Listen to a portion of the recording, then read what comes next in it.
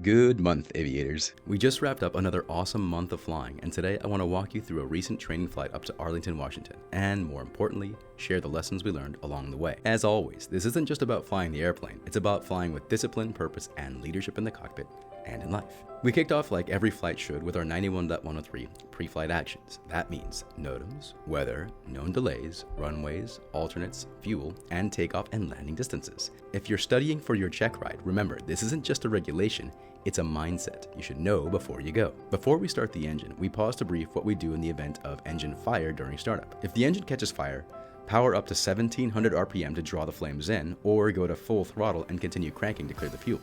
If the fire doesn't go out, go to mixture idle cutoff, fuel shutoff valve off, get out of the aircraft and grab the fire extinguisher. Great reminder that emergency preparedness begins before the prop turns. We executed a short field takeoff and departed to the north. A quick short field reminder.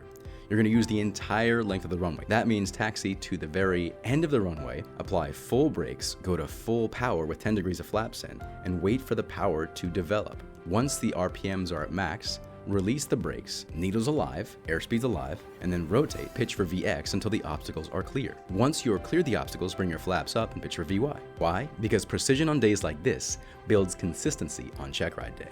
On the way up, pockets of fog fill the valleys. Beautiful, but also a teaching moment. We discussed divert options. Harvey Field was socked in, so we planned accordingly.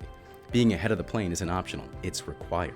We entered on the 45 for downwind for runway 34 and executed a textbook short field landing. You want to select your aim point and touch down within 200 feet beyond that point. Once you're on the ground, bring your flaps up and apply firm braking without skidding. You can review the Airman Certification Standard and the Airplane Flying Handbook to review short field landings. Once we're off the runway, we clean the plane up, review the checklist, and announce clear of the runway. Practice professional habits every time you fly. Now here's the part that got a little interesting. We watched another aircraft depart and announce he'd perform a miracle turn. I'd never heard of this turn before, but it's essentially a very aggressive 180-degree plus turn back to the runway after takeoff. We actually paused and waited to depart before launching after him because I wasn't entirely sure what he was planning on doing. The maneuver was pretty aggressive. At about 1,000 feet, he rolled into a very aggressive turn back towards the opposite direction of traffic. It's a good learning moment. At low altitude, turning back after engine failure is rarely survivable unless you've trained to a defined minimum turnback altitude and proficiency. You can review the Airplane Flying Handbook, the engine failure during takeoff, and turnback considerations. Now, don't hate the pilot. We learned from the moment, but it was a very interesting radio call that I'd never heard before in my 10 plus years of flying. Once the pattern opened up, we continued short field and soft field work. Repetition builds muscle memory, and for the ACS, the standard matters. On one of our power off 180s, we ended up short and had to add power. Good call. Safety first. Here are some key reminders for your power off 180. Beam the numbers, we're going to reduce our power to idle, turn our carb heat on, and immediately pitch for your best glide.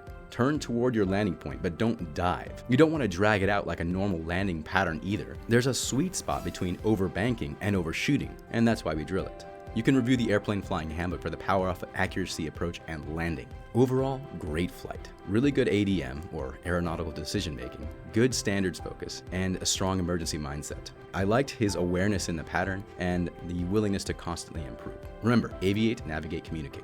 And before you go, stay tuned for my upcoming book, Flight Plan for Leadership. In it, I share lessons from my time in Ranger Regiment, my time in the cockpit, leading my soccer team, and instructing new pilots. It's about discipline, humility, teamwork, and showing up as the best version of yourself in every arena. If you're serious about being a better aviator and a better leader, this book is for you. So what do you think? Was this a valuable flight? Helpful breakdown? Let me know in the comments. Like, subscribe, and as always, through readiness and discipline, we are the masters of our fate. Drive safe, text me when you get there. See you guys.